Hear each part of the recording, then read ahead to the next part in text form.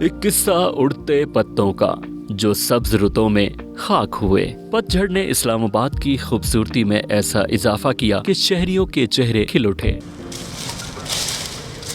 خزاں کے موسم میں رنگ برنگے درختوں اور جھڑتے ہوئے پتوں کے جادوئی نظارے شہریوں کو اپنے سحر میں مبتلا کر دیتے ہیں۔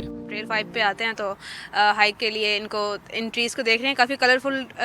جب یہ پتے دیکھتے ہیں تو ایستھیٹک ویو آتا ہے تو اچھا دل کرتا ہے کہ پکچرز بنائے اور اس میں اچھا ویو آئے۔ تو کیپچر کرنے کے لیے ایسے ویوز بہت مطلب کیپچرنگ ہوتے ہیں، ایستھیٹک لگتے ہیں۔ جب بھی میں اس طرح کے پودے دیکھتا ہوں جہاں پہ پتی نیچے پڑی ہوئی ہو تو اس کے اوپر چلنا مجھے بہت ہی پسند ہے اور مجھے سکون دیتی ہے، ذہنی سکون دیتی ہے۔ خزاں میں اپنے پتوں کی جدائی کی اذیت کو شجر محسوس کرتا ہے مگر کچھ کر نہیں سکتا۔